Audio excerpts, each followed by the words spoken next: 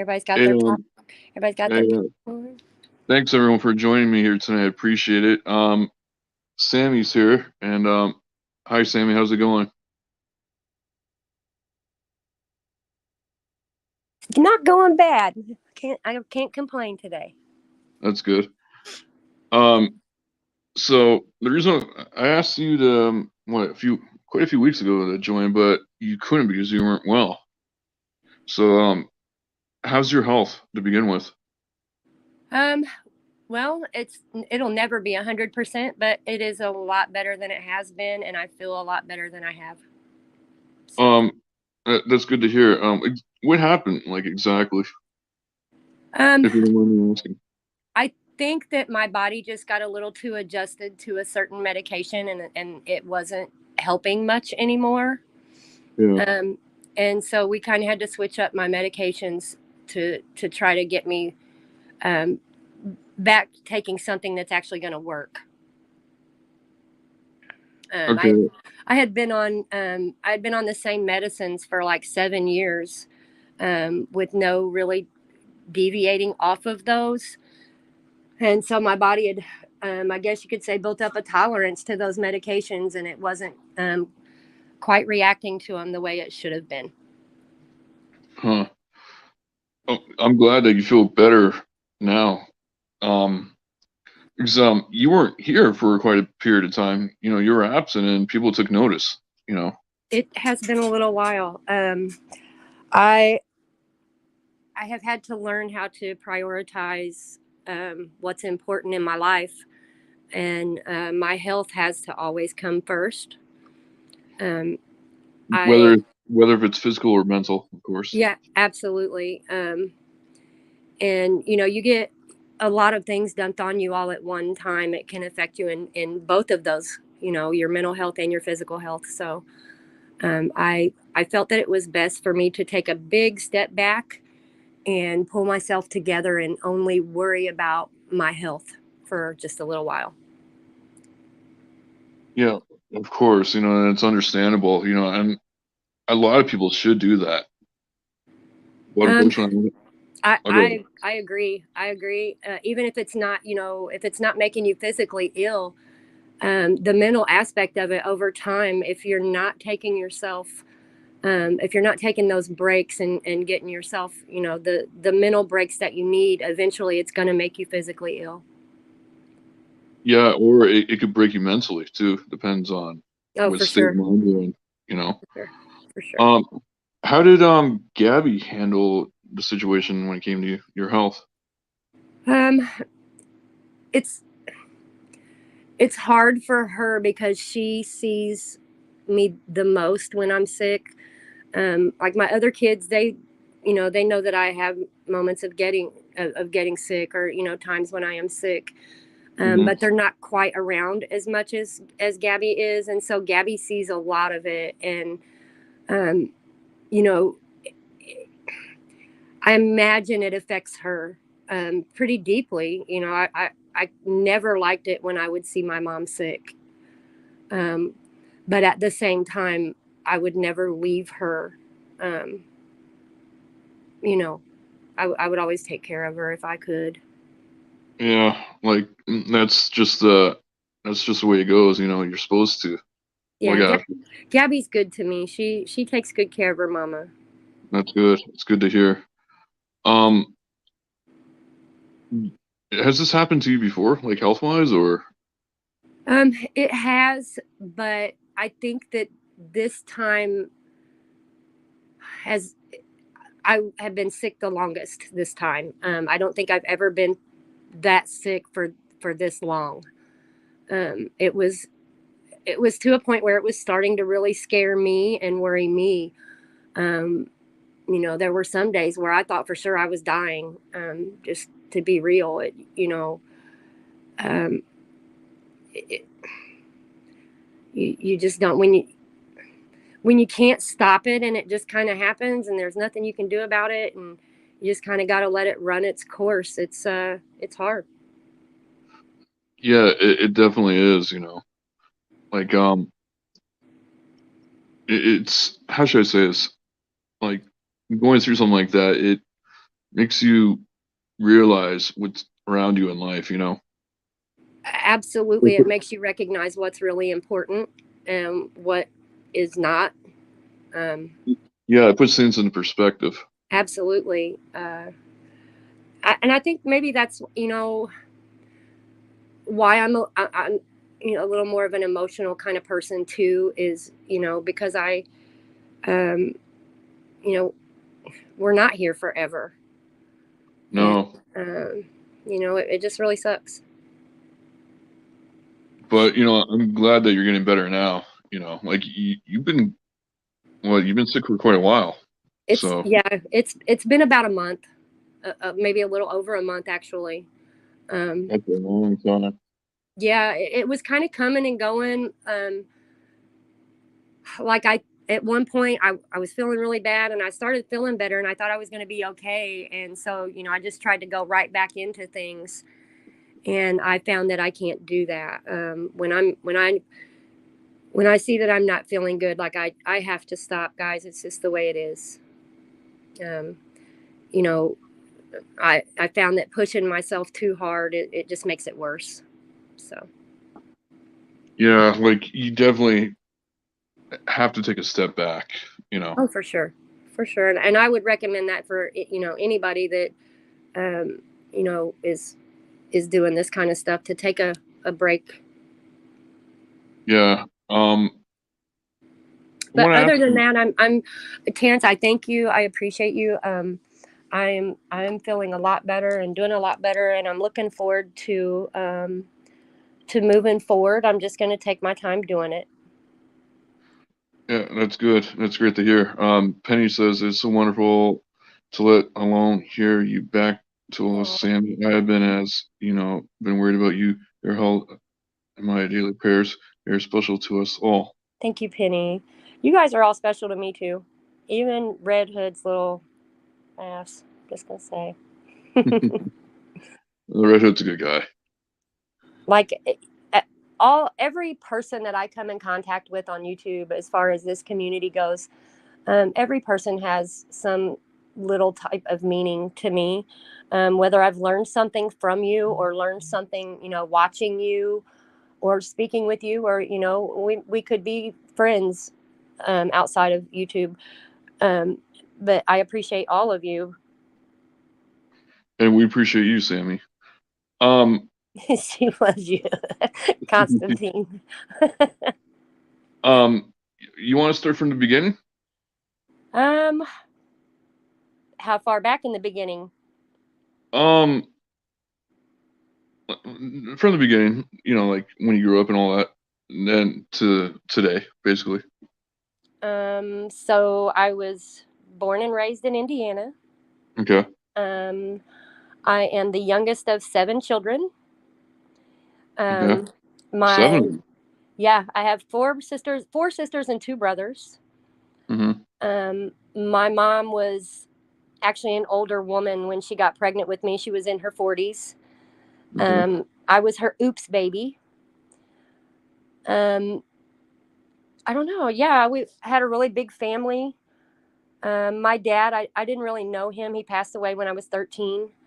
Um, and then I don't know. I If you want the abuse aspect, if you want to know like um, the abuse aspect of it, Whatever you're comfortable with. I Like, that's what got me into wanting to do pred catching was being abused as a child. Um, it started when I was 5. mm-hmm. Um, it continued until I was 13. Oh my God. I don't really like. I remember having a childhood, but I remember having the type of childhood where I was kind of forced to doing whatever what because my mom was a single mom. My sister babysat me, and so I was kind of forced into doing what my sister said I could do, or what was allowed at that time. Yeah. And her son is the one that abused me all that time while she was babysitting me while my mom worked. Um, I was a tomboy. Hmm. You know, I pretty much, I can't say that my childhood was, bad, other than, I had a nephew that was abusing me. I had a stepfather that abused me for a little while. Um, Sorry to hear that. you know, it, uh, that kind of stuff makes you who you are. Um, Would you say it hardened you on the inside? um, no, well, maybe to an extent. Um, but I, I still feel like I have a very loving heart, even though, Hmm. um, I still, I try to love people. I try to extend as much love to people as I can. I try to extend kindness where I can. Yeah, But, don't get me wrong, I will stand up for myself. of Um, course. Mhm. but um, it everything I went through as a child has made me the individual that I am as an adult. Mhm. And I may not be, some, big wealthy individual with the most knowledge there is in the world. Um, but it did teach me some things about life and people, and um,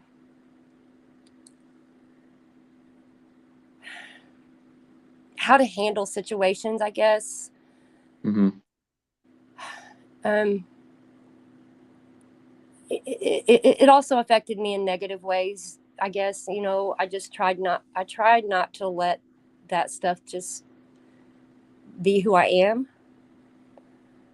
um, I can understand what you're saying. Like, did you have trust issues in any way or no? that's that's my biggest issue, is trusting people. um, Men, mostly. Mhm. um, my relationships with men have not been good in life. And the abuse is what caused that. I'm positive of that. I'm sorry to hear that. I really am. um, Sorry guys, I try so hard not to be emotional. um, but it's just, when you want something that's just so bad to just go away, and it never does. it, Yeah. it's Go hard. ahead. um, because it never goes away, and I don't expect it to. I at at 13 years old, after I finally told that person they weren't going to do that to me anymore, Mhm. I spoke with my mom and said, I really like this boy, and he wants me to be his girlfriend, and I've never been a girlfriend, and my mom really liked this kid, and he lived across the street from us, so she felt like it was okay for me to have my first boyfriend at 13. Huh. um, I cut school for the very first time when I got that boyfriend, and Mhm. I went to his house, and he raped me. Oh my God. um, I think that in life I have experienced almost every kind of pain that a human could possibly imagine. Yeah. um, No one should go through that. I I don't think that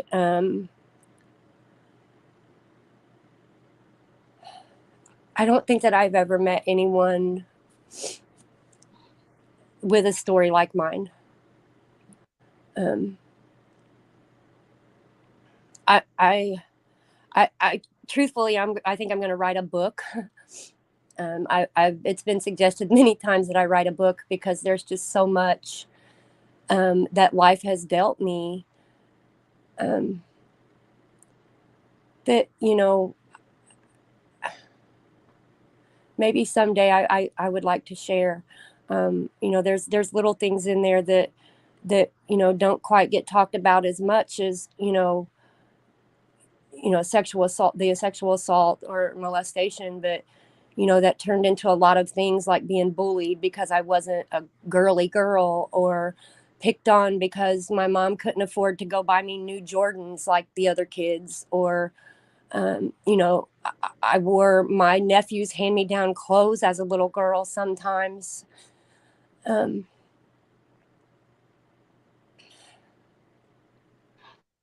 Sorry. Sam, you got a lot of love in the chat from everybody, so My mom did the very best that she could do and had no idea that all of these things were happening to her baby.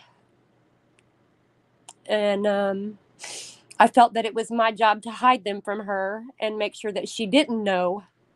mm-hmm. I didn't want my mom to know that her baby was being hurt so badly. Eh, So Go ahead. um, I never reported that I was raped. I Mm-hmm. was a freshman in high school. It happened, and I went home and I washed away the blood and I went on, because that's what I was used to. I was used to 8 years of my life being sexually molested and having to not say anything for fear of being beat up by my nephew that was a black belt in karate. So, you know, you're conditioned for those things by things that you go through. Um, and so your brain doesn't know how to react the proper way when it happens to you. Yeah, like it doesn't process the information. Exactly. And so for years, I walked around knowing that I was a victim of being molested for 8 years. I was a rape survivor.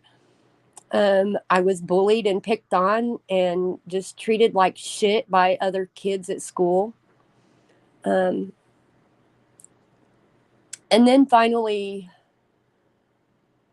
at 16, my one of my best friends' um, brother liked me, and we started dating. Mm-hmm. And I ended up with Gabby. Um, he left me when I was pregnant. I had to carry her and deliver her and take care of her all by myself. Okay. Um, when she was 2 months old, I was introduced to someone, um, dated them for a little while, married them, and I had my second daughter. Um, right after I had my youngest daughter, that relationship turned into craziness. Um, I confided in him what had taken place with me as a child, and, you know, thinking that it was my husband, that I could trust him. I told him my deepest, scariest, most, terrible thing. And he called my sister and told my sister what I had just told him. And um, she swears that I had to have dreamed it for 8 years of my life. Mm. Um, Before you continue, Vic says, Sam, I'm going to make you a special wooden box. You're on my list for a gift. oh, thank you, Vic. Um, Go ahead. so, oh gosh, um, he outed me to the same people that abused me. And it was said that I had to have dreamed it. And I,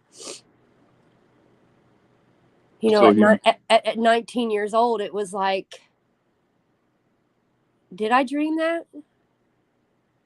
How in the fuck could I have dreamed that for so long? Um, you know, so he was trying to trick you in some sort of way. yeah, they, I guess he was just angry and, wanted to call them out for what I was telling them had happened to me. And I guess, we got a reaction that we didn't expect, kind of like, oh, wow, really? You think I dreamed something like that? Mm-hmm. And so we never addressed it again with my family. We just kind of tried to move on. But of course, that marriage turned into abuse. I got pregnant again by him, and he beat me up, and I lost that baby. I'm so sorry to hear that. Um, I divorced him. Um, it was almost like our relationship was ruined the moment that he called my sister. Mm-hmm. It kind of felt like it was like I couldn't trust him then. And I think that was, kind of my brain, was like, wait, you can't trust him either. Mm-hmm.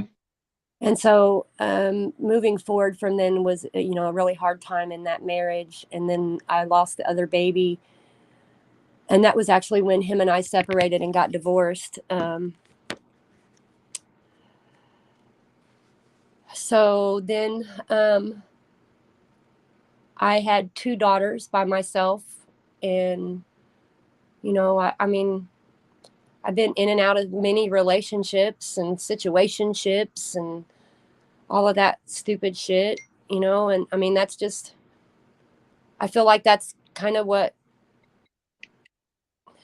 all that abuse as a child did to me. Made it hard for me to be able to maintain a normal relationship with a man, I guess. Mm-hmm. Um, so I went on and, was doing the best I could do with my daughters. And then at 25 years old, my mother passed away. And I mean, she was my go-to. She was the one person in the whole world that, if I knew I could trust anybody, it was her. She was your backbone, basically. Yeah. I mean, out of everybody that I couldn't trust, I knew that I could trust her. Mm-hmm. And when she passed away, that was, um, you know, they how a family, someone will die in a family, and the family just kind of scatters, and it just really kind of breaks the whole family down, and you lose that family connection. And that's Mm-hmm. exactly what happened. When my mom died, we lost that family connection. And so I just kind of had to try to go on the best that I could, but devastated at the same time. Mm-hmm. Um, I, for 9 months, was in a very bad way. I let Gabby stay with some family, and I let my other daughter stay with her dad um, for a little while, because I just wasn't in the right headspace to even take care of myself, let alone them. Mm-hmm. And so, and I wasn't, hooked on drugs. I was drinking a lot, but I wasn't like on drugs or anything. I just was drinking a whole lot. And, I lost my house that I, was renting at the time. And it was just a bad way. And so for 9 months, I walked around that way. And then another man comes into my life, and I, of course, fell in love, what I thought. And, which it woke me up. I stopped drinking. I started worrying more about a home life and my kids, and I went and got my daughters back, and him and I got my second marriage. I got married again, and next thing you know, I found out that I was pregnant with my son. Okay. And that was like, getting my son here was one of the hardest things going, as far as pregnancy. I was constantly in labor, going to the hospital and that kind of shit. Fast forward, I had my son, found out my second husband was cheating on me, had a baby with another female, like when him and I first got together, that I didn't find out about until 2 years later. Just a lot of shit. So him and I separated, and then he came back in the middle of the night and kidnapped my son. Oh my God. He had my son for 4 days. We didn't know for certain that he had him, because he broke in the middle of the night while we were all in bed. I woke up at 5 o'clock in the morning, like just sick, throwing up, and my gut just killing me, and didn't know why. And when I checked on my son, I found out why he was gone.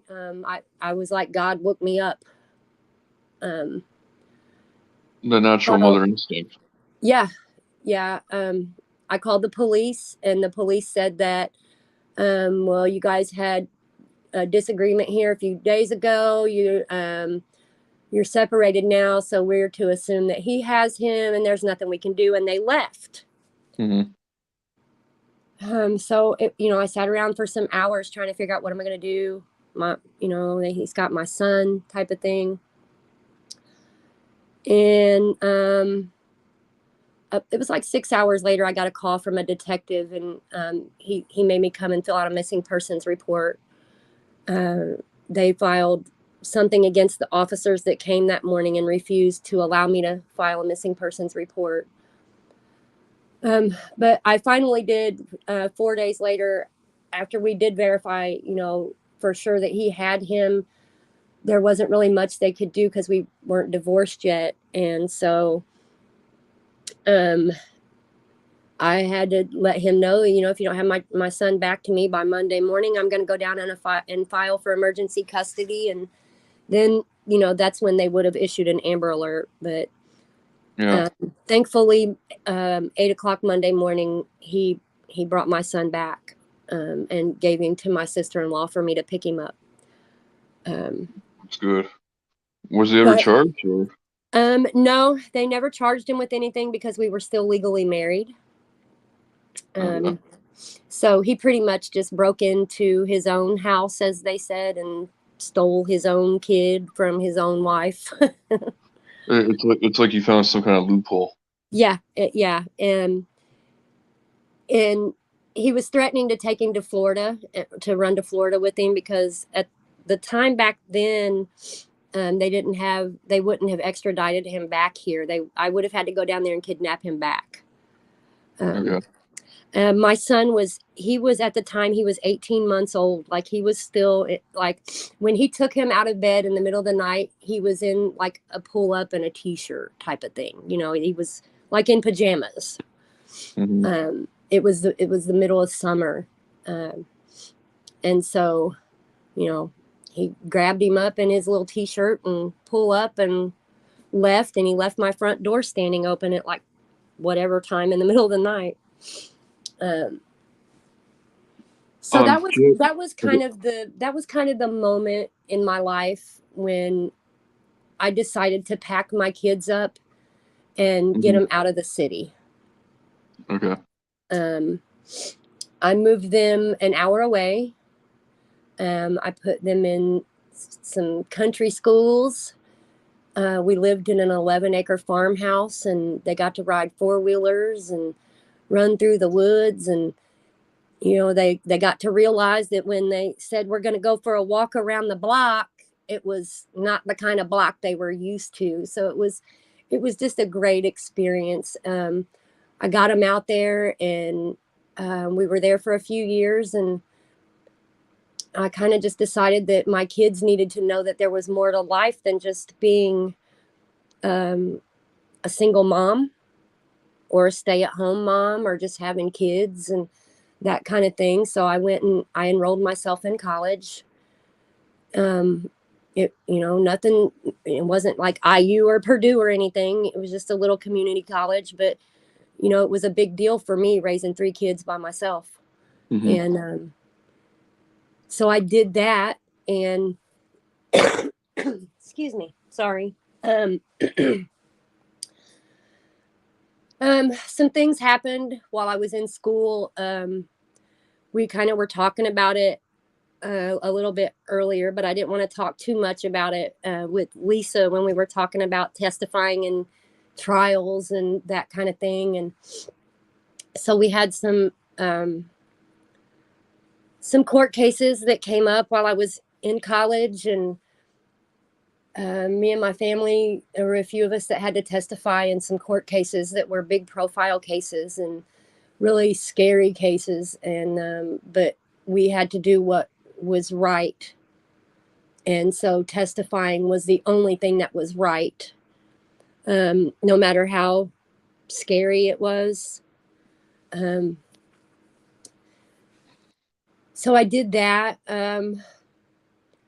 I finished the 1 year college thing that I did, and I felt like I wanted more. I felt like I wanted to learn more. So I went and enrolled at another school to be a surgical tech, and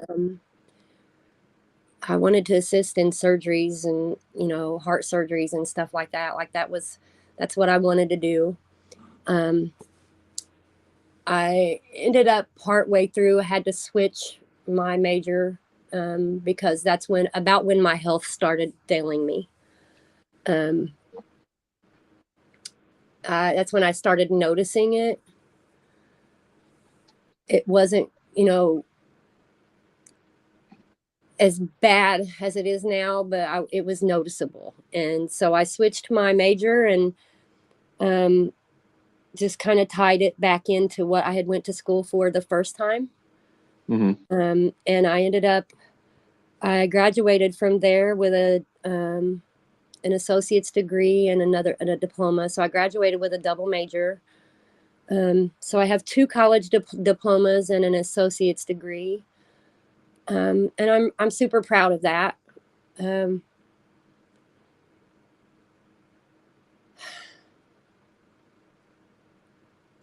I started nursing, working in some doctor's offices, and I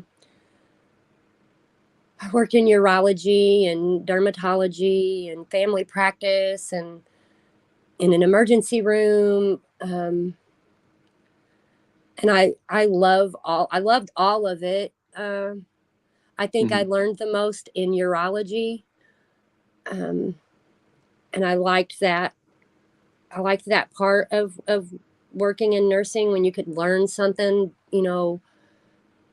while you're working too. I always loved that part. But it seemed like the more time that went on, the more my health started really getting me bad. So I ended up leaving nursing because I was getting put onto medications that were affecting my memory, That's and not good. I didn't want to take the chance on someone else's life. Mm-hmm. Um, you have other people's lives in your hand all day long in a doctor's office, and if you don't know what you're doing, it only takes a second. Um, it only So takes a second. yeah. And so, knowing, kind of what I was going through, I stopped working for doctors. Mm-hmm. And I started working in a warehouse because it seemed like the more physical I was, the better I felt. But then, that kind of eventually um, wasn't helping either. Um, so, How many years ago was that when you first um, experienced that? which part? When you first got ill. I first started noticing it. I want to say I want to say about the worst part. When as it was getting bad, I want to say about 2012. Um, So basically a decade ago.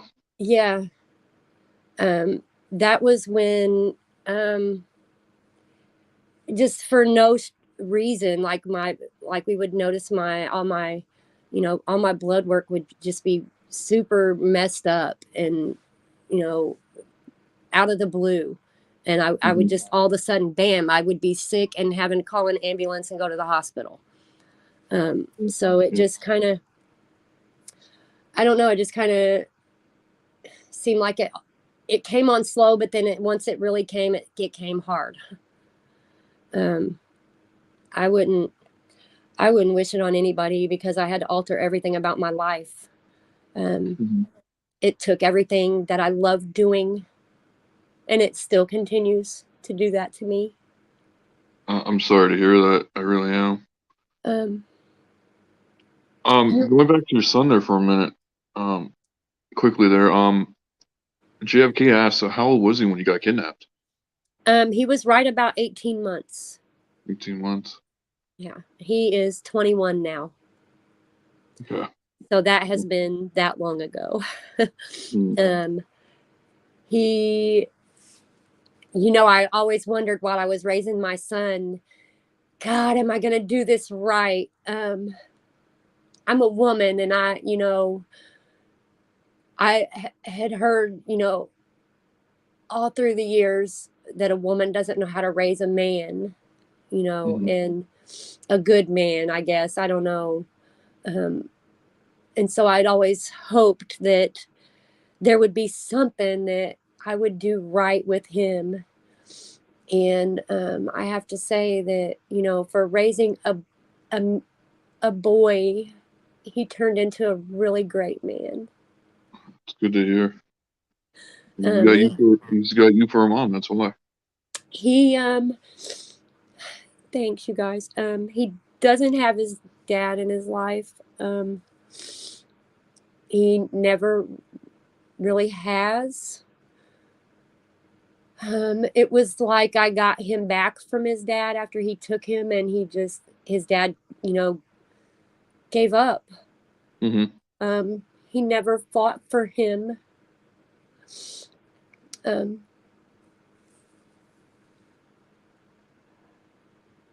Like he didn't care. yeah, Well, I'll say this: your son's better off without him. he is absolutely better off.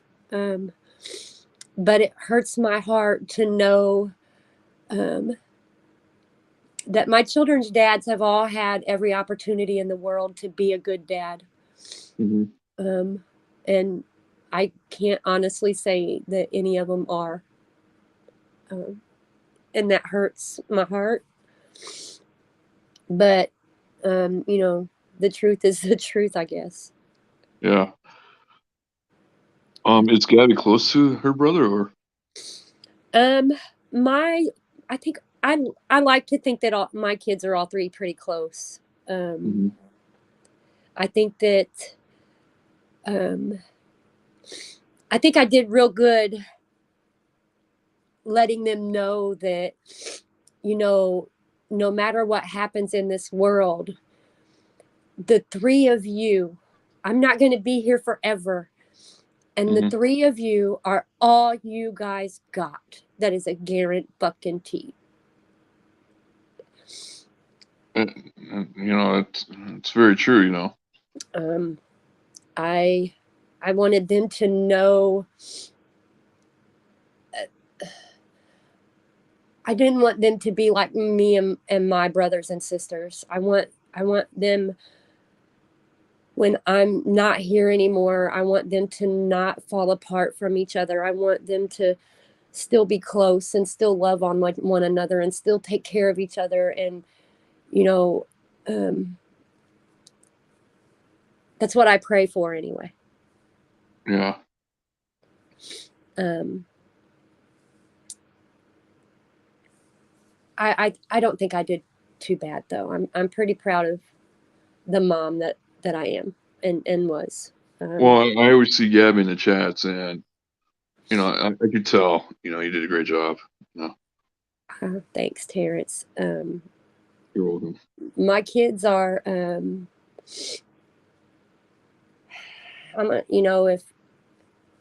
If it wasn't for them, y'all, I wouldn't be here. Um,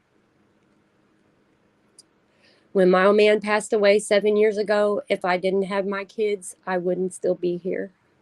Hmm. Uh, So, continuing on, like when you first, encountered that pain, like what was it like? um, as a little kid, No, the one from 2012.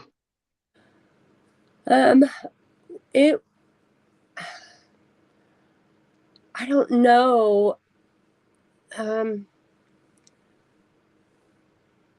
it's really hard to describe. Um,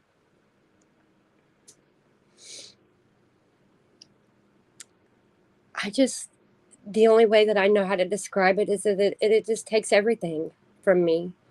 Um, and then it takes everything from me to give it to try to get back. Um, Mm. I just I was put it this way, and this past month that I have been sick, you guys, I weighed almost 130 pounds. Oh Um, my God. I was just weighed last week, and I weigh 107 pounds right now. Um, So that's a significant weight drop. it's hard for me to keep weight on, and so then when I get sick, it's even harder. And then once I start getting well, I just kind of have to just um, I have to eat constantly, just eat and eat and eat to try to get my weight back up. Um, and that's, I don't know really how to describe it, Terrence, other than just like I just hurt. It just hurt. Like my whole body just hurts. Yeah. Um, like from the inside out, like from my organs out to my skin. Like you just touch my skin and it hurts. Um, JFK, I have lupus, and I also have congestive heart failure. Um, um, I've been trying not to respond to chat a whole lot so I can stay kind of focused. But pure virus, yes, I have. Um, I actually prefer cannabis over the medications that I take because I'm just terrified of pills and that kind of thing. Actually, pure, I have like a whole laundry list of shit. um, uh, it, but we kind of feel like it all stems back to lupus is the main antagonizer. So, um, Um, it's not hereditary like what you have though, is it? Like, yeah, it, it can be passed on. Yeah. We have quite a few people in my family. I'm actually closer with some of my nieces and nephews in age than I am my mhm. brothers and sisters. So I talk to them more often. Um, and there are quite a few of us that have a lot of the same kind of, um, I can't think of the word right off the top of my head, autoimmunes. We all have a lot of those. Yeah. Um, And my doctor is actually going to have, because there's so many that are so bad in my family, we're going to order some genetic testing to see if there may be something more than what we think. Well, we think it could just be lupus, and so they're going to do the genetic testing to make sure if it's just lupus or not. But lupus is, we think, the main instigator. We also think that that's part of what has caused my congestive heart failure. You know, other things with my kidneys and things like that. Man, that's very heartbreaking to hear that. Like everything I've heard so far, it's the majority of it's extremely heartbreaking. And I'm sorry that you went through a lot of that.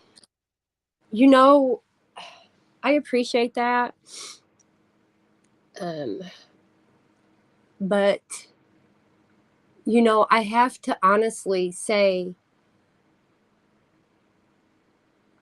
if I could go back to 5 years old, I wouldn't change it. Just because what I went through, it helped me protect my kids. And is now helping me protect other kids as well. It's true. You're right about that. So I'm okay with the sacrifice of myself, I guess, at this point. I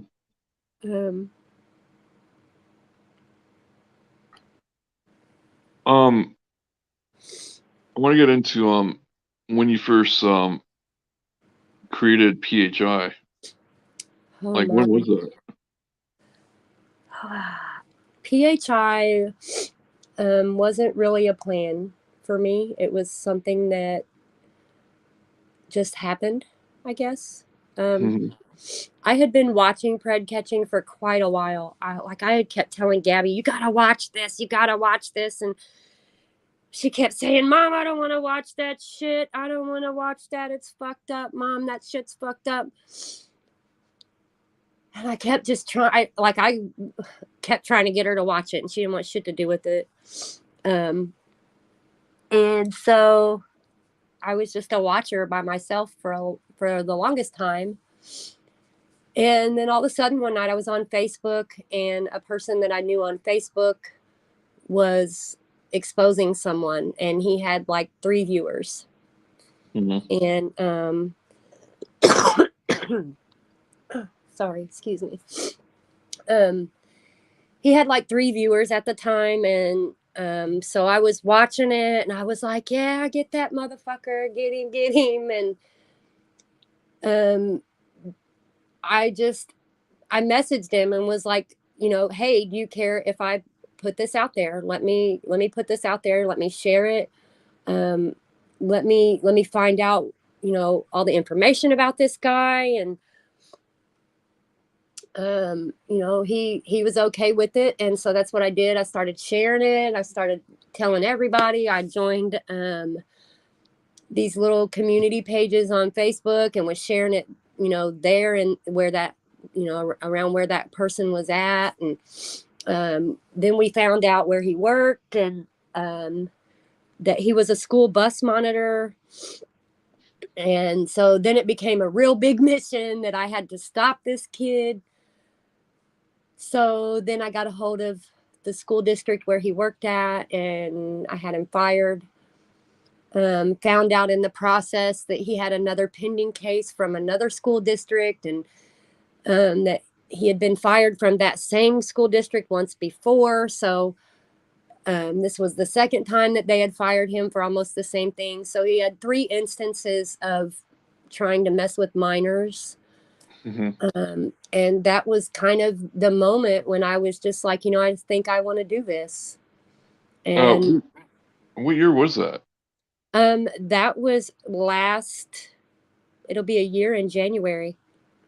Oh, so a year. Yeah. It'll be a year in January. And so the guy that that exposed this kid. He was like, him and I were going to do PHI together. Mm-hmm. And then when I found out his background, I had to sever ties with him because he was actually on parole for some violent crimes. Mm-hmm. And I just couldn't be a part of that because it was violent crimes against women and stuff like that. So Yeah.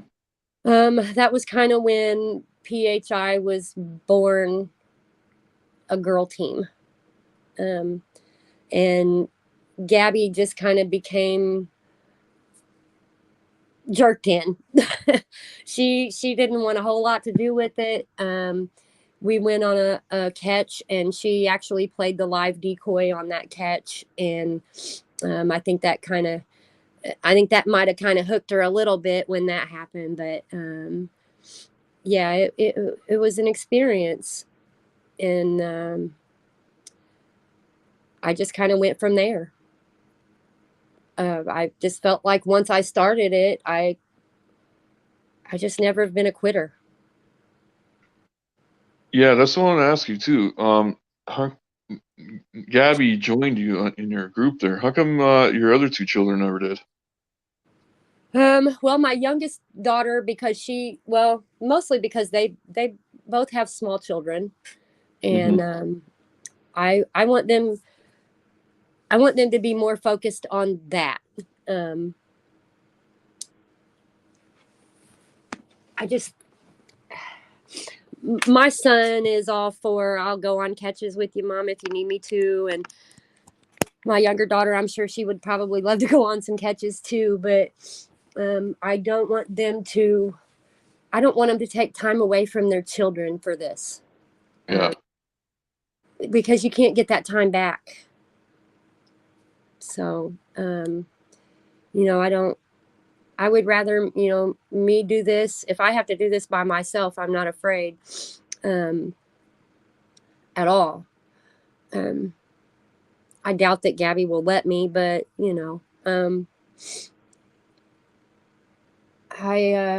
I just would rather that my other two children just stay focused on my grandbabies and making sure that um, they have what they need and are taken care of.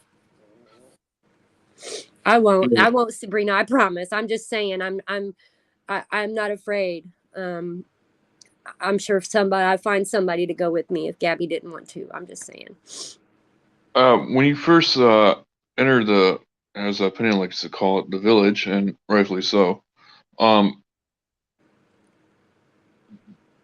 whose stream did you first entered? Do you remember, or The first stream that I got on, yeah, yeah, or the first channel, I should say? Like the first time I encountered you, um, was um, was on WAP's channel actually. I think that I can't honestly remember who I started watching first. I remember, I don't know. I was watching a few different people, and it seemed like everybody was coming to me saying, "Watch out for this person. Watch out for that person." And so I can't even really remember where I started watching. Um, Hmm. I think the first catch that I remember watching and thinking, this can't be real, um, was when Alex got that guy. Like, I will never forget that guy in Oregon. Like, I will never forget that. Um, Oh, that real long catch that he had. yeah. The one where his wife knew that he was a registered sex offender and was just like, it was no big fucking deal. And he talked about having 6 or 7 different victims in his family. Yeah, I remember that one. I came up on my stuff the other day, so I actually just watched it again the other day. But I think I remember that being one of the first catches that I watched where I was just Yeah. floored. Um, and then I found WAP's channel of them doing decoy calls, and I was like, "Whoa!" Um, that that blew me away. I'd never heard no shit like that before in my life. Yeah, I give the decoys like Sabrina, the other Sammie from OPE, and Kenzie and the rest all the credit in the world for what they do. Abso-fucking-lutely, because there is no catch without the decoy. That's right. And Absolutely. and the fact that they go through that, That's hard shit. That is it is. hard shit. It really is. Like I've heard so many calls now, and I just become numb to it. But Yeah. still, there's certain points where you just Yeah. get sick. And it's true. Brian Jaime's really good too. Yeah. I haven't got to hear Jaime, I don't think. I have. Have you? Yeah, she does like both boy and girl Oh, nice. voice. Nice. But yeah, you never saw the Jamie catch from Alex before, have you? I probably not. I honestly couldn't tell you for sure. I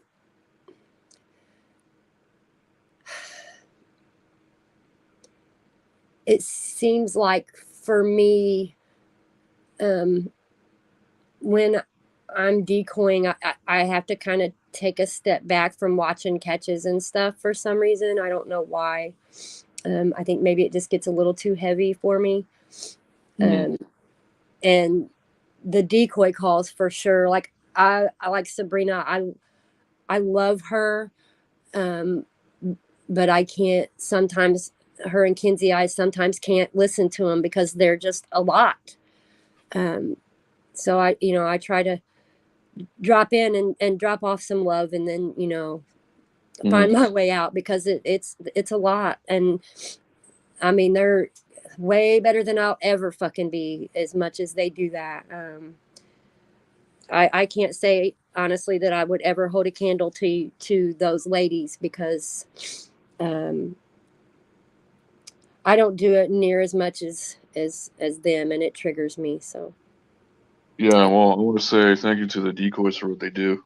absolutely, absolutely. Um, Um, what was I going to say? Do you remember your first catch? I do.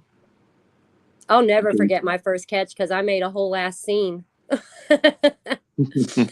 We went and got the guy at his work, and like, I was trying to convince him, sit down and have a conversation with me. Let's get your phone. Let's have a talk. Let's have a conversation. And he just was acting stupid. And then when the manager come walking up, it was like shit.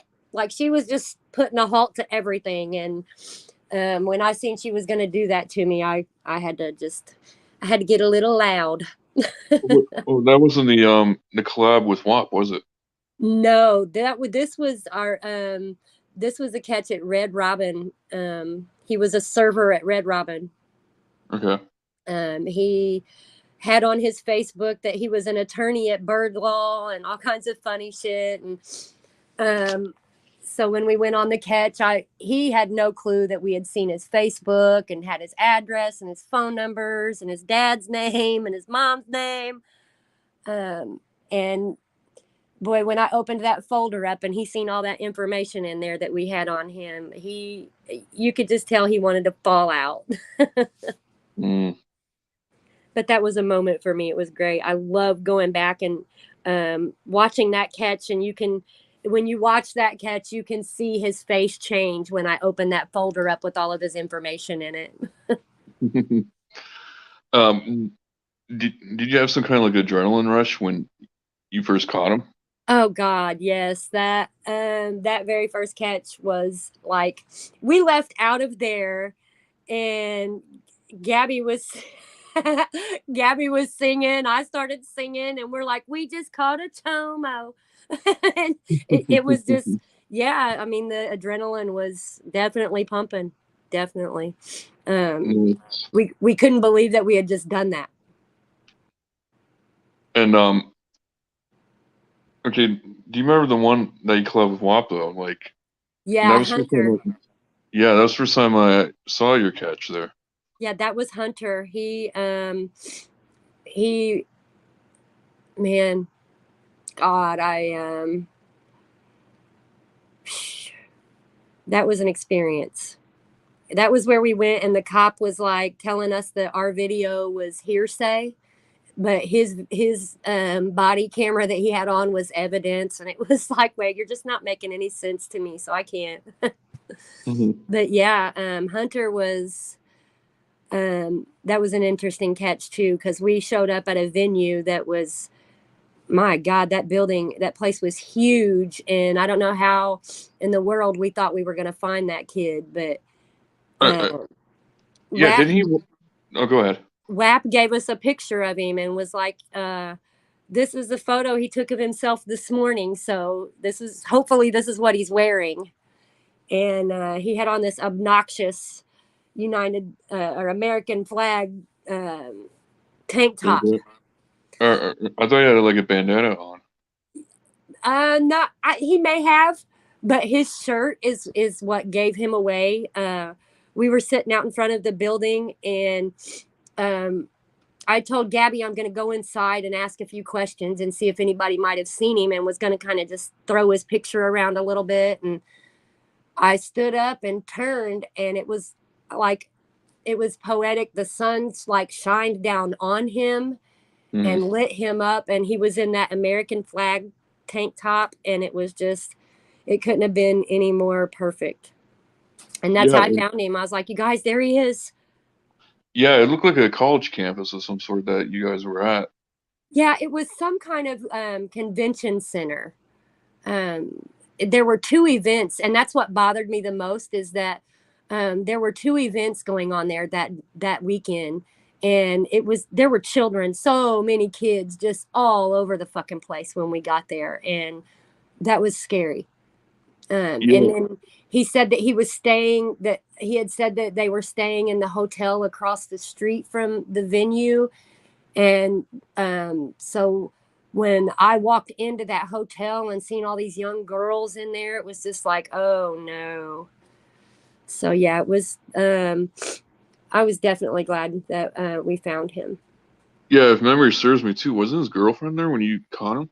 Yeah, his girlfriend, her mom, and her mom's boyfriend. Um, so it was like they were on like a double date with the mom and her boyfriend kind of thing. Hmm. So yeah, it was.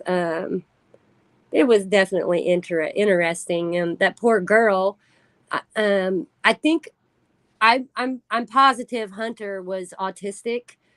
I'm not sure how autistic, but he was autistic, and I'm pretty sure his girlfriend was somewhere on the spectrum as well. And so that was, if anything, that's what made it hard.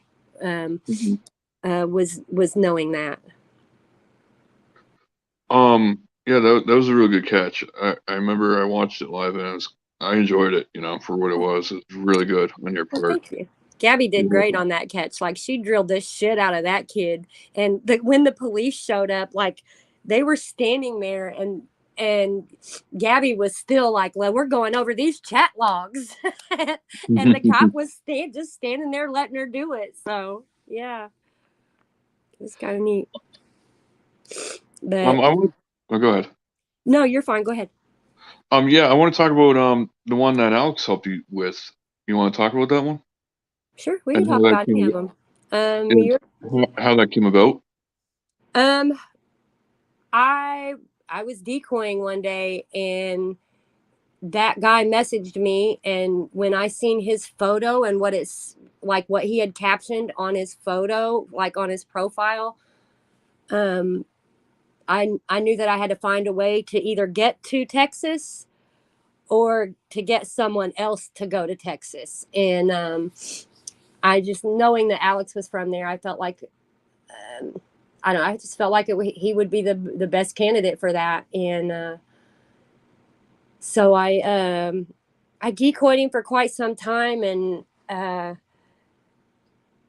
like, I had him convinced that me and my grandma were coming to Texas and to visit family, and he was going to come to that town and see me, and he was all for it. And then it took a little bit for Alex to be able to get there, and so we weren't able to quite set it up like him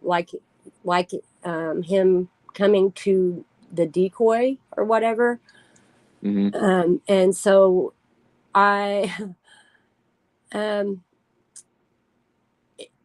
I honestly, and I don't think Alex cared either if there was a meetup scheduled because of um, him owning a skating rink and talking about, um, what he possibly could have been doing to what he said was his own daughter. And, you know, at that point, the meetup was irrelevant for that catch. I wanted him caught, and I wanted him stopped. Yeah, he was bad. He had a gun on him too, didn't he? I'm not sure if he was in that skating rink. He could have had anything on him. Um, I Alex kept saying he's like, we're leaving. He left at that at whatever time early that morning, and um, we were trying to set it up to where it looked like I would, because the guy owned a gym as well. Mm. And so we were trying to make it seem like I was a potential customer for his gym, that I needed somewhere in that area to go to the gym, and would he be able to meet with me so I could check his gym out and that kind of stuff. And so I had to stall the guy out pretty much all day long that day to keep him there. Yeah. Um, and so y'all just know I called him and I talked to him like this and let him know, I'm coming from Houston, honey. I'm sorry it's taken me so long. I ran into traffic and now I had to get gas, and I'm just so sorry, but I'll be there in just a few minutes. And then the next thing you know, Alex pulled up. And so it kind of just worked out that way. Um, um, do you think you'll ever be able to collab with him, like again, but like this time in person, or I'm sure one day. I'm sure we could set that up for one day. if he ever hits Indiana? Sure. I mean, I wouldn't be against it. I love watching Alex. There aren't too many catchers that I don't like watching, other than just really one. And that's just Oh, you don't watch CC Unit?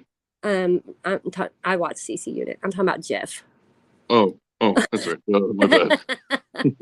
I pretty much watch them. I like watching them all. There's a lot of things that we can learn from each other. I mean, whether you like each other or not, you can still learn a lot from each other. And the things that you should be doing and things you shouldn't be doing. And it's not necessarily about being most popular or the best. It's just I watch so that I can learn things, and learn new things that I don't know that I probably could or should know. So yeah, what um, to do and what not to do. yeah. Um, did you talk to Alex like after the collab, like how everything went down, or? um I told him thank you for going for me. I appreciated him so much. We did talk a little bit, and we've talked since then. Not a whole lot, but we have talked a little bit. Um, yeah, I wouldn't mind working with Alex again, at all. Yeah, that'd be something. That would really be something. I don't know if how often he goes to Indiana though.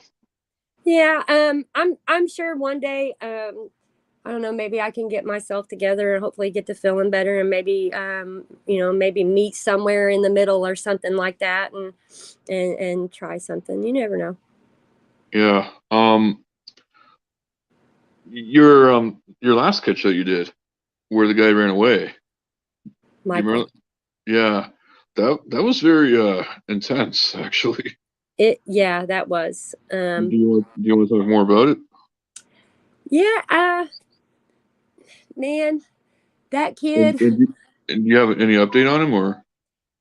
Um, Actually, I have a kind of an update on him, not on him, but on that case. So I did that catch with Hoosier. Hoosier actually decoyed that catch. and asked if we would want to go and do the catch with him. So we went to do the catch. And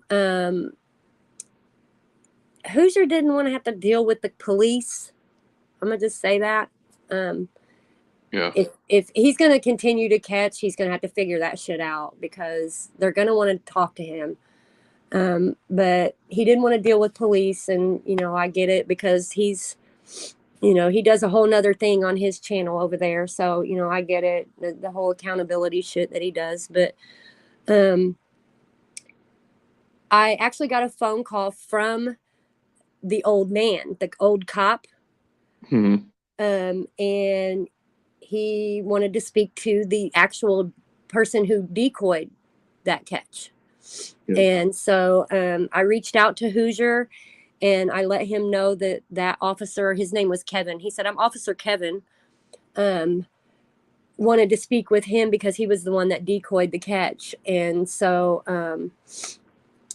I guess he called him, I don't know, and spoke with them. I'm not exactly sure what was said at this point. I honestly am thinking about calling myself to maybe see if I can find out, because I've kind of asked, and it was, I don't honestly remember him even telling me, so I don't think he actually spoke to the officer. Okay. I have only I've seen Hoosier one time since that catch. And we talked about, maybe doing a couple more catches together, but I just don't. I mean, if I'm being honest, I don't think that that's probably going to happen, because if he's the decoy, he's going to have to be prepared to, talk to law enforcement and that kind of thing. So. Yeah, it comes with the territory. Exactly. So. Oh, go ahead. I am gonna start working on decoying myself a little bit, and our decoy Michelle, she's actually she's gonna start decoying again as well. I spoke with her today. She was decoying a little bit there for a while when I was still sick, but I think she stopped because she just realized that I wasn't getting any better any faster. So she's now that I'm on the mend and starting to do better, she's going to start decoying as well. So hopefully we can start getting some catches. Yeah, that's what I want to touch on right now is the future of PHI. Where do you see it going? Well,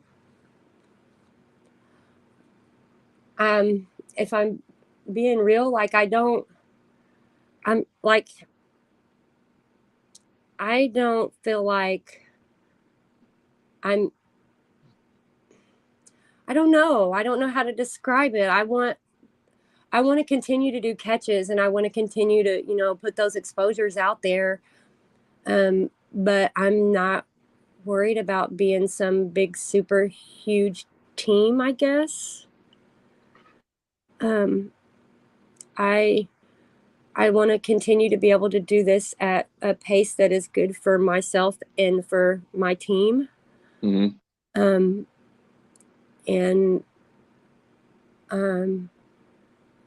just kind of just do what we can. That's really all you can do. And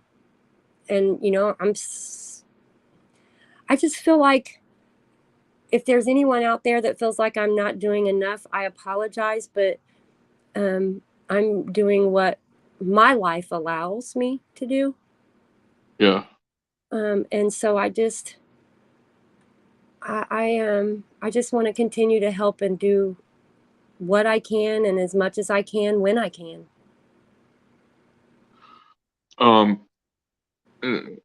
It's a good answer, but I'm gonna go a little more in depth for a minute. Do you see Gabby taking over PHI anytime soon one day, or do you want her? No, she wouldn't want to. She wouldn't want to. She would, honest, like if I'm being honest, Gabby would end PHI before she would take over. Huh. I just, I think that Gabby really, um, she just supports her mom. Yeah. I think That's that understandable. I think that's why she does it. She just wants to be supportive for her mom. It, she knows that it means the world to me. PHI, and I wouldn't, I never expected it to mean as much to her as it does to me, ever. Yeah. Hmm. Um, but she does know what it means to me, and I think that that is, that's why Gabby does it. And I think that if I were gone tomorrow, um, Gabby would probably get on live and say, "Sorry, guys, but PHI is gone and done." Um, I I just don't think it's as important to her as it is to me, and I mean that in in the sweetest way possible, because it does mean a lot to her, but it doesn't mean as much to her as it does to me, if that makes sense. Would you want PHI to continue on though in the future? If I couldn't, uh, Yeah. with the right individuals, yeah. Um, yeah, Like, with the right people. If it were the right people that were doing it and taking over, for sure, for like sure. what you just said with regards to Gabby there, I could totally understand. Like what you just said about Gabby there, like I could understand her point of view. But at the same time, you did start something with the PHI. You did start Absolutely, something, you know. absolutely. But I I could never expect them to carry this for me, Hmm. um, because um, I know what it is. I know how heavy it is, and I think I would want them to maybe find a different way. Yeah. Cat Eye says, Sam, your health comes first, so please don't worry about catching anyone right now. You need to take care of yourself, please. I love you, and you're important to me. I love you too, Cat Eyes. Yeah, like a lot of y'all mean the world to me. You know, it's I had never been on YouTube. I'd never been a YouTuber, a streamer, whatever anyone, um, whatever you call that.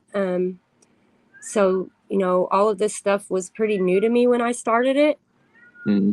Um, and I never in a million years would have thought that um, so many perfect strangers um, would root me on and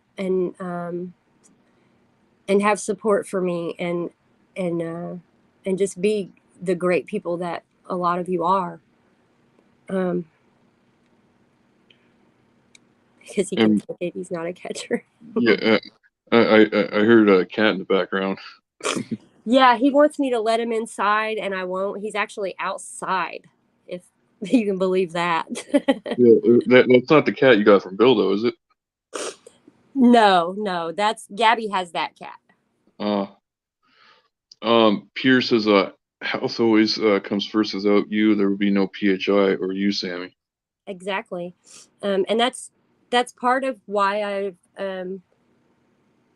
I'm taking my time coming back, or um, you know, YouTubing and that kind of stuff. I have only done like 2 lives in the last month, so I'm focusing on what's important first, Hmm. which you're right, is myself. Yeah, your health does come first and foremost. But I will say this: I hope PHI does continue in the future. You know, in Oh, I some sort of can't. fashion. I have never been a quitter, so um, I don't plan to start now. Uh, you know, That's good. I I just don't. I've never been a quitter before, and I just don't want to be now. Um, Do you want to talk about a little bit about what you mentioned to me about what you want to do on Facebook? Sure, we can talk about that. Okay. Um, so I've noticed like in the last, I don't know, 2 weeks or so, I've had a lot of people who are on our Facebooks. Um, they're posting things about being survivors or um, this person did this to me as a child, and or this person did this to me, and that kind of stuff. So, and I also have a couple people who are also survivors of someone I caught Hmm. that have reached out to me. And so it's making me think about maybe doing a stream for some of the people off of my Facebook to tell their stories, or if they want, if they don't want to do it with PHI, to send them, to Jules, or whoever's doing that kind of thing at the time, or whoever they would like to do that with. I just think that would be, I would like to offer that, um, because I can remember what it felt like just trying to find someone who could relate. Yeah. Um, and and so I threw it out there for them on Facebook, just to, if they're interested in that, they can reach out and let me know, and we can figure out a time or a date and a place or who and all of that good stuff, and let them get to tell their story. Hmm. That's part of healing. It definitely is, And And, so and personally, I think it's better to do something like this instead of talking to a shrink. oh, absolutely. I've tried counselors and psychiatrists and, all those kinds of doctors, throughout life. And, I never really um, had that I feel better feeling from talking to those kinds of people, like you do when you talk to someone who can relate to what you've been through. Yeah. Cat Eye says, Sam, you'd be awesome at that. Oh, thanks, Cat Eyes. Um, I just, it's hard to talk about your story to completely different strangers. Yeah, Virus, I agree. Um, I mean, it's not easy to get on here and bare your soul, I guess. Like, you guys know my whole fucking life story now, but, and it's not easy to tell those, deep, dark, scary things that you go through in life. But when you're talking to what feels like a room full of people who get it, Hmm. it sometimes just doesn't seem quite as bad, I guess. Yeah, personally, I'd rather do something like this instead of talking to a shrink because one, that costs a lot of money, Yeah, it does. and two, do shrinks really care? They care about that dollar you're going to pay them. That's about it. Yeah. And then they'll just prescribe you some, you know, medication that you really don't need. Yeah, they want to put you on the big pharma list of people there. That's where they Um, get their money. yeah. So touching a little more about what you just said there. So do you plan on doing panels of this on your channel or? I was actually like, I had been thinking for, quite a while what I might do with my personal channel. Hmm. Um, because I know eventually I'm either going to have to make a backup channel, or my personal channel will turn into a backup channel. Um, so I was actually thinking about maybe doing it on my personal channel, like PHI 2 or something like that. I don't know. It's just something I'm tossing around right now. Yeah, and as Kat I said, and I agree with her, you'd be really great at doing that, you know. Yeah, I don't know. We'll see how it goes. Maybe. Yeah, you definitely would be good at that. I want to touch on since you are a catcher, I want to ask you this. The state of the catchers right now, like what's been going on lately, like with YouTube and all that stuff. What do you think about that? Ugh, I try not to think about it. Um, I don't know. I honestly don't know even really how to answer that one. Constantine, you are correct. Um, I don't know. I don't know. Um, I honestly, I don't think I can give an opinion on that either way because um, so many are losing content that is just being removed, and then Like some of us aren't losing any content, and then it's just I don't know. I don't know. like YouTube's targeting specific people? I mean, it kind of seems that way. Um, I don't know. I don't know. I don't know. Like I don't even know. Like my opinion on that is just so all over the place. Um, yeah, I don't know. Um, I'm trying to just kind of watch and see, but like I don't even the smallest of channels are like I've lost content. And so I don't know. well, the sad thing is, YouTube is the platform to be on for stuff like this because I don't know, I'm hearing like mixed reviews on Rumble. Like certain people like it, certain people don't. I do not like Rumble at all. It I makes don't, like the app is garbage. It makes no fucking sense to me. I don't understand it. I don't like it. yeah, I have an account for Rumble, and I don't even know if you could go live on there. I heard some people again. I heard some people say yeah, and some people say you can't. Well, I it has a button that says you can go live, but I haven't tried it yet. Yeah, Um, I may at some point just to see so I can let everybody know. I don't know. Because I never have tried it, but I don't know. I might just to see what, how it functions at least. But I don't like I just I don't like the it's just weird. I don't like it.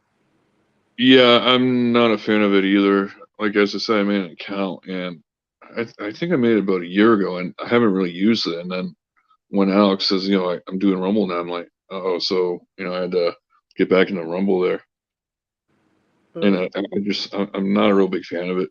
Yeah, I don't like it. I don't like it either. And who's to say one day that Rumble doesn't turn out to be YouTube and does the same thing? Well, I mean, at this point, I think that we all need to be thinking that any platform could go that way. Hmm. Um, because you just never know when one of them's going to get a wild hair up their ass and decide, nope, we don't want y'all doing that here no more. So I think Yeah, everybody just has to, keep your backups and your other backups and those other backups too, because you just never know when you just never know when these people that run these apps are going to say, okay, we've had enough of y'all shit. yeah. Like as I just said, YouTube is, in my opinion, it is a platform for these catchers. You I know, agree. I agree. and Like I haven't found any other platform that um, is, I don't know. I want to say, I guess maybe kind of user friendly. A lot of the other ones that I've looked at have seemed super confusing. mhm. um, again, since you're a catcher, I want to ask you this. When, Oh, when you do the catches there, does everything go according to plan? never. Mm. Never. It seems like something always goes wrong. Um, whether it be a bad signal or oh shit, we gotta wait another hour. I mean, there's always something. There's always something that doesn't go as planned. Man. Okay. I want to also ask too. Say if like when the cops get involved, like, what do you go through? Like, how do you feel during that? Like, do you expect them to get arrested like right away, or? Um, no, honestly, I don't. Um, I don't ever go into the catch just expecting the arrest because I mean we obviously we all know that that doesn't happen that way every time. Yeah, So I don't ever go into any of them just expecting it. If it happens, it's great. Um, but if it doesn't, you know, if you don't go into it expecting it, you don't seem, you know, it doesn't seem as much of a letdown when it doesn't happen. yeah. Like, I couldn't imagine like what you or Alex or any other catcher goes for that matter must feel like when, say, the cops just don't care, you know? That's kind of what that last catch felt like. Like that old man cop, Kevin, just did not give a shit. We interrupted him eating his Big Mac at McDonald's that night, and he just didn't give a fuck why we were there. Hmm. Um, and so it's disheartening, and it, you know, it is a little it can seem a little discouraging. Um, but man, when that phone call comes that hey, he was arrested, it makes it all worth it. Yeah. Penny says, Sammy, what is the best word you would describe yourself? True soul and heart you are proud of. Um, Or pure soul, I mean. the word that I would use to describe, um, I don't know. I don't know. I would say, um, resilient. Um, I feel like I'm a very resilient person, and I have mastered the art of bouncing back um, through life experiences and things that happen. You know, sometimes they knock you down, but you got to learn how to, you know, throw your legs back under you and stand back up and not try not to let it affect you. I can say try, but it does affect me. Yeah, I want to ask you a few other questions too. Did you ever watch the catch that Alex and Ghost did with where they caught EDP? I did. I yeah. I also watched. Um, oh gosh, Serbian Film Club the other day when he was watching that interview of that guy. I just wow. That's all I got. I mean, I just is wow. Like I feel like that guy doesn't feel like he did anything wrong. Hmm. And the fact that like Bakersfield PD, they just don't care. Yeah, that's The fact that like sadly, you know, PD, they just don't care. Oh, that's the sad truth sometimes. yeah. Um, how does that make you feel as a catcher when you see something like that? Um, well, it's disheartening because you're just um,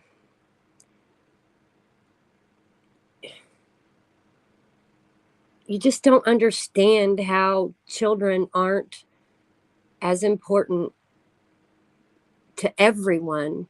Um, like, how can that not be a big deal to everyone? And I think when that stuff happens, that's kind of what goes through my head is like, how dare you? How can it not be as important to you as it is to all of us? Yeah. Um, what should I say too? You know how like whenever Alex does a catch in Houston, he just hates doing it there because the cops don't arrest them. Yeah. Basically another situation like in Bakersfield. Like, what would you do different if you had the chance? Well, I mean, here in Indiana, we have a city like that, and it's Indianapolis. And you do a catch there, they don't give a fuck. They will not arrest. They will not do shit. If you do a catch in Indianapolis, you may as well just be counting on it just being the exposure, because they just, like you said, it just seems like they just don't care. Hmm. And so, what we try to do in that situation, when we have somebody in that city or that county, we make every effort to try and get them to go to a county that does care. Hmm. If we can't, then it's all about the exposure. But if we can get them to go to a county that will arrest, then that's what we try to do. Um, but we haven't actually had a lot of them um, that have been scheduled meetups. A lot of ours have been pop-ups and pull-ups where we've been like, hey, guess what? We know what you Hmm. did. Um, and I'm okay with that. So if there's, that issue and we can, we're working on a meetup, we just hopefully try to get them to go to another county or a city where they will get arrested. Yeah, and going back to EDP there for a minute there, the fact that he's still out there, it's mind-boggling Yeah, for sure. that he basically got away with it. And there's a lot of them that do. And that's the part where it's like, wait a minute. How many of, these people would give a shit if it was somebody in their family? If they pulled up on their kid or something and was trying to get their kid, would they care then? Hmm. So See, I always thought too, like there should always be like a one strike rule. Like if you get caught once, that's it. I agree. I That's it. agree. Because I've watched so many catches and it just all kind of meshes together now at this point. Yeah. Yeah, there's Like no there's no fixing them. yeah, There's like Yeah, there's no fix for these people. no, there isn't. And a lot of them said, "Oh, this is my first time. This is my first time." And how many times have we seen a few of them get caught? Two Yeah. times, three times, four times, I think. Yeah. That's mind-blowing to think that someone would get caught. That one guy that Alex had, wasn't that like within the next day or some shit? Um, yeah, I think within the last week. Yeah, like they caught him one day and then a couple days later they were going to catch him again, and it was like, what the actual fuck? Yeah, the guy that hit Alex with his door.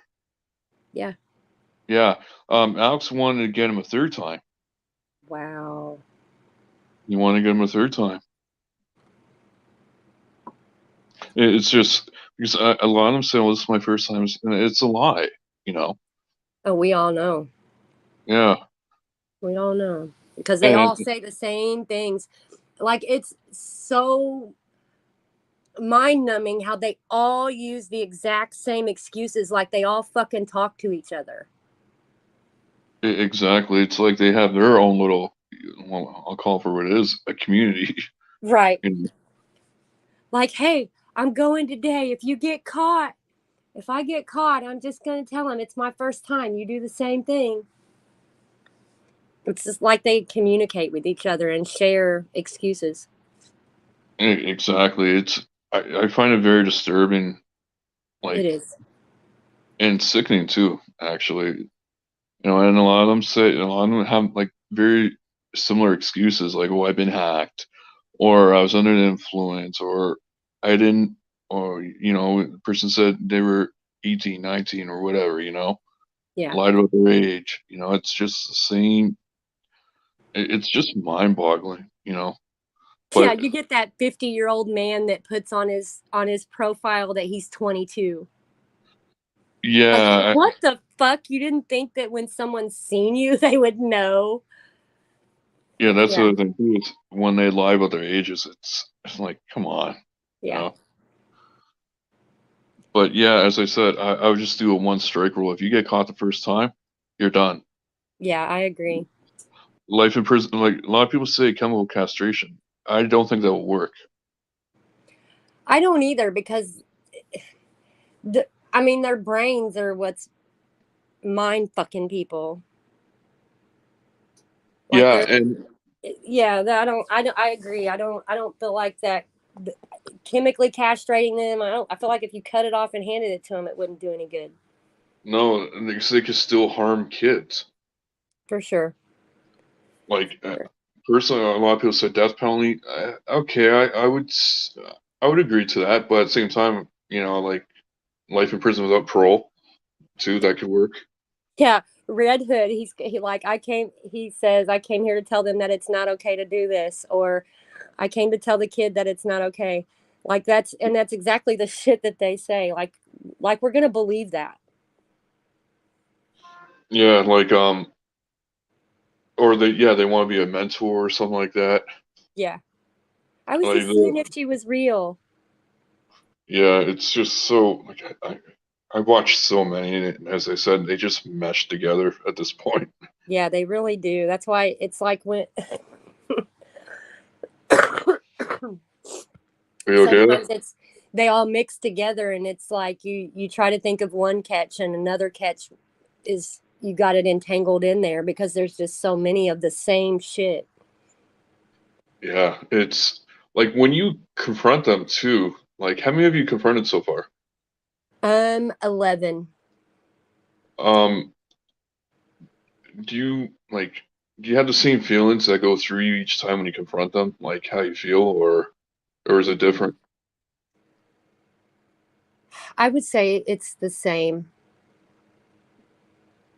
And um how do you feel like when you confront them? Like even though when they feed you a bunch of bullshit.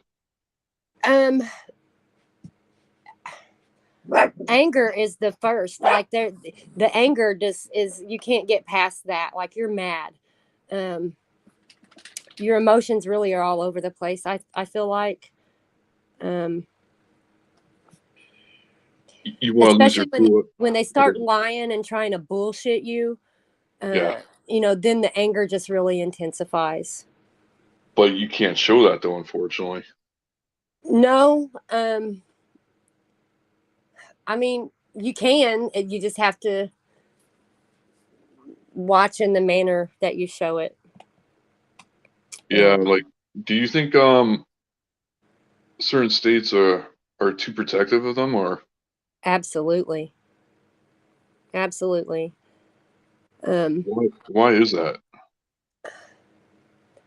I don't know, honestly. It like none of it makes any sense to me, and I can't.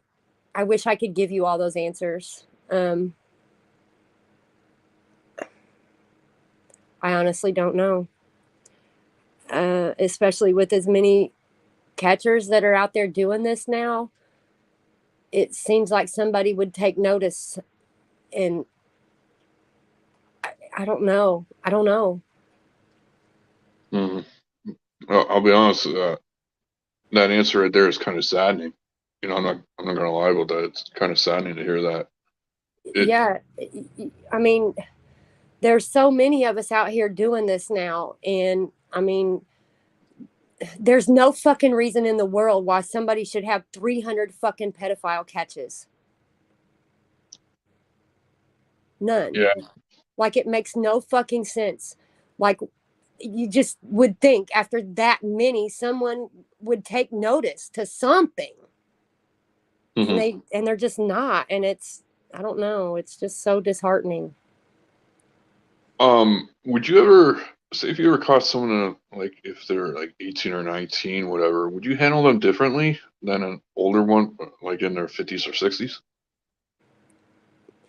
Yeah, I to an extent.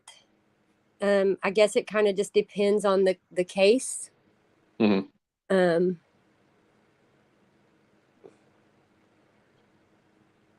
um, you know, I think it just would depend on the case. What, you know, because all the details are different for some of these, and some are a lot worse than others. And you know, 19 and 20-year-old is a big difference from a 50-year-old. Mm-hmm. And so I feel like, you know, that should be handled somewhat differently.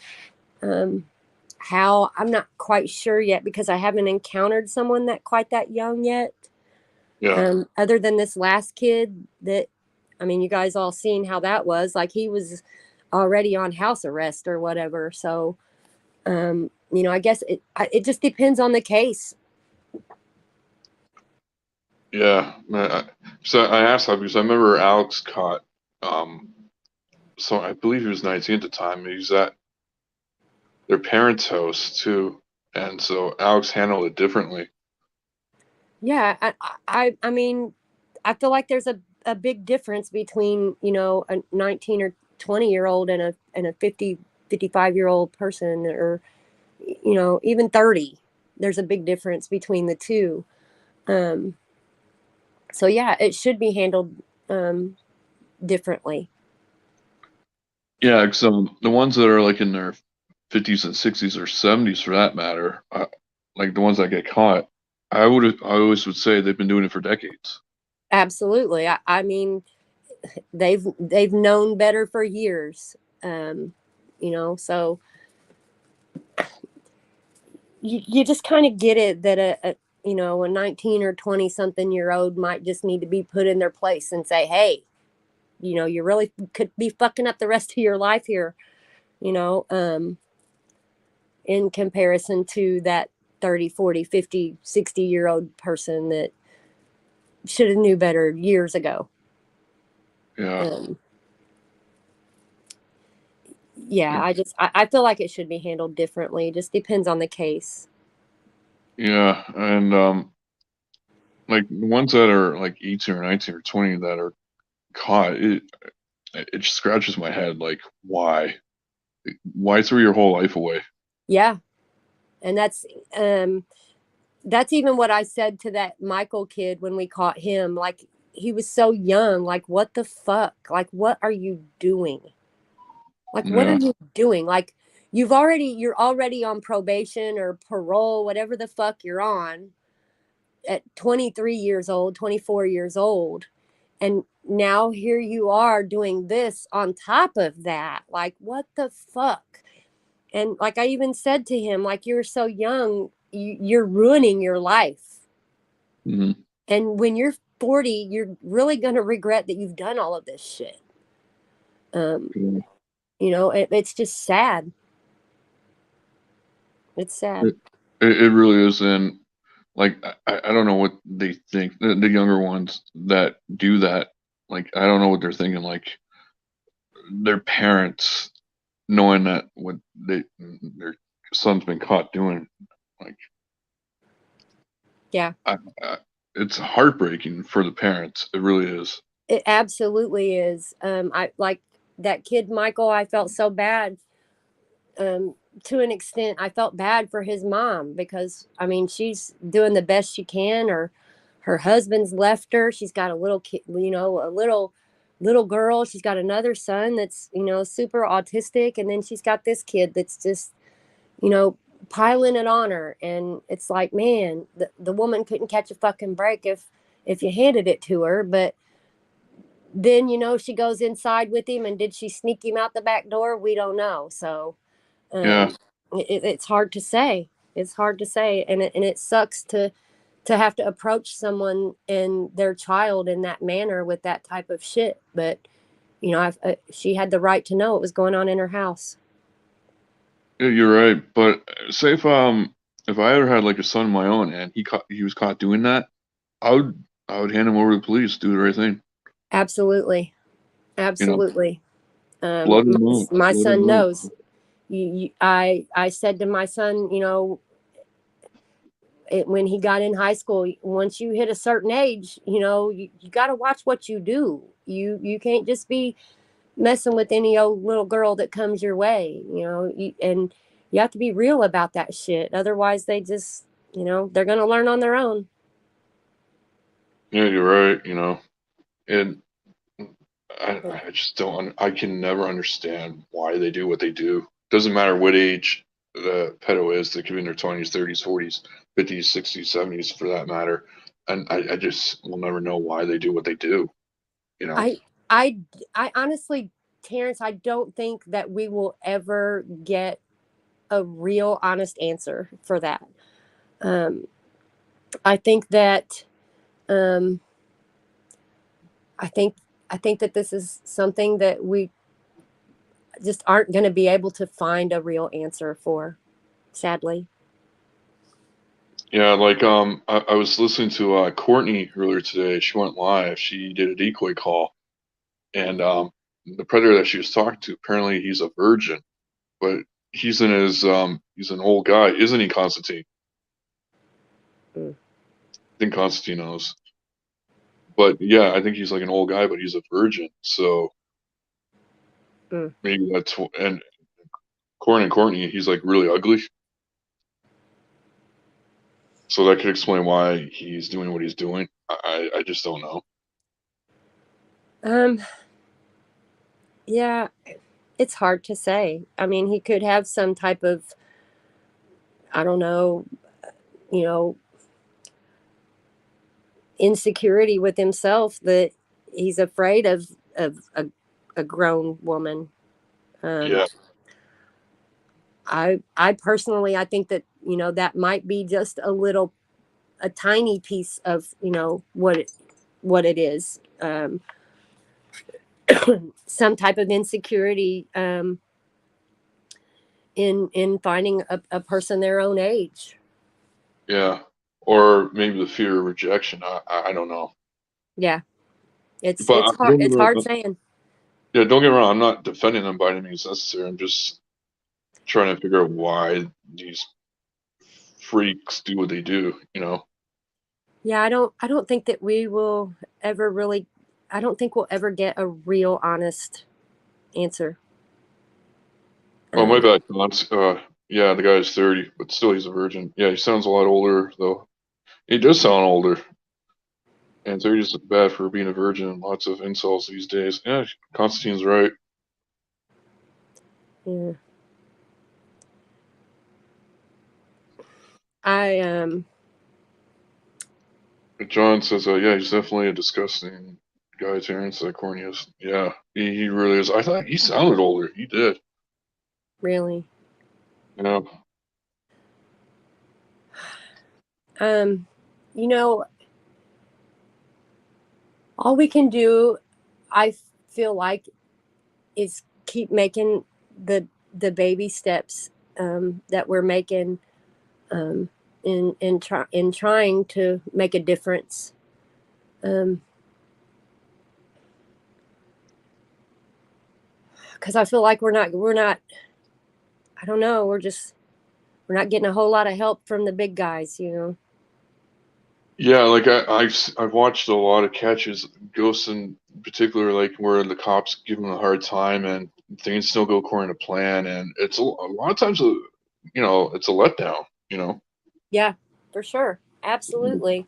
I mean, you want to see a person that's doing shit like that, to a little kid. You want to see them be held accountable. Um,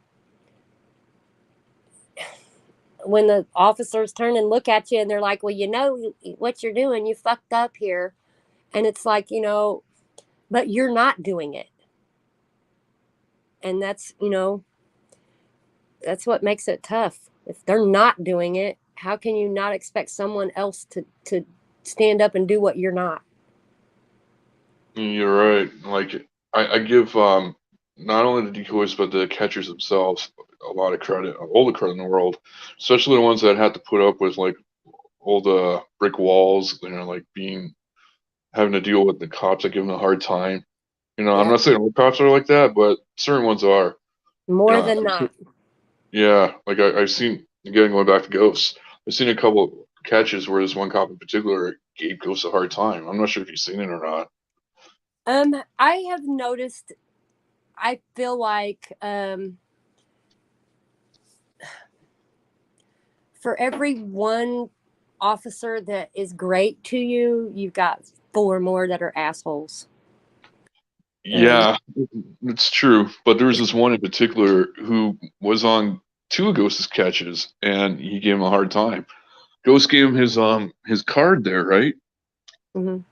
And then the cop gave it to the predator. He's like, contact YouTube and report the video. I remember that now. Okay. Yeah, Yeah, that's fucked up. That's real fucked up. Um, that's one of those things where you're just like, who the fuck does that? exactly. Like he has some kind of vendetta against Ghost. Yeah, who does that? Right, exactly. Oh my God, Christ are not present at all in any way, shape, or form. Any person, demonic spirits taking over the mind, heart, and spirit. I agree with that. I agree. All right. I'll go ahead. No, you're fine. I was just reading JDQ's comment. Um, Yeah, I, I, I believe that. yeah. Thank you, JDQ and everyone for being in here tonight. I appreciate it. Yeah. Yeah, I want to before I go, gotta get Gabby on here sometime. I'm not sure if she still has company right now or not. I haven't seen her in here, so she Oh must no, still have. not tonight, but maybe like sometime, maybe next Wednesday or something, if she Yeah, wants to. I will let her know. She needs to.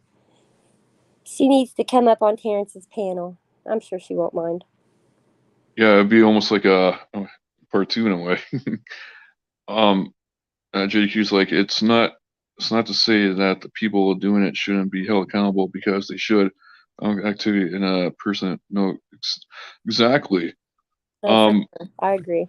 even the ones that are on the spectrum, that's still no excuse. You know. Mm. Yeah, not at all. Because I tell you what, when we caught Hunter and he sat down there at that fucking table with us, like that kid was deep on the spectrum and he still knew what he did was wrong. And he looked dead at Gabby and told her, "You think I'm a pedophile?" And like, yeah, that's not an excuse at all. Not at all. Yeah. They still know. They still know what right from wrong. Absolutely. They really do. And I don't. There's no help for them. In my opinion, there's no help. I agree. I got real lucky when I went and did that catch with Hunter, that I had some experience with somebody who was actually um, autistic as well, and so it was easier to deal with him because I knew how to deal with him, and so did Gabby. Like we just kind of knew how to talk to him because we had been around someone who was autistic, almost just probably a little worse than he was. Yeah. Um, but it I will say that knowing that he was autistic, it kind of it makes a little bit of a fight in your brain, of what you're about to go do. Um, when you're new at stuff like this, especially because I had never done that before. I had never approached someone in that way who was autistic and had to handle that type of situation. But I'm glad that we got to go do that catch, and get that experience. Yeah. Um, and I'm glad you did. And Thank you, JDQ. Have a good night. have a good night, JDQ. Appreciate you being here, brother. Blessings to you and your family. Yeah, Absolutely. I'm about to end it here because Smashley's going to go within a few seconds there. Yes, So he's about to go live. Yeah, so if everyone wants to hop over to Smashley's channel, someone could put the link in to her channel, please. I Or she's appreciate everybody coming and being so supportive and listening to my pretty much just my life story. yeah, thank you, Sammie, for being here tonight. I really do appreciate it. Oh, you're so welcome. I don't mind. I Yeah, don't mind at all. I yeah, and appreciate everybody being so supportive and encouraging and all that good stuff. Like, you guys are awesome. Thanks yeah. so much. All right, I'm going to end it here tonight, everyone. So hop on over to Smashley's channel. She's going live with a Halloween special. So have a good night, everyone, and Terrence, thank thank you you for again, having Sammie. me. Yeah, you're welcome. Good All night, right, everyone. good night, everybody.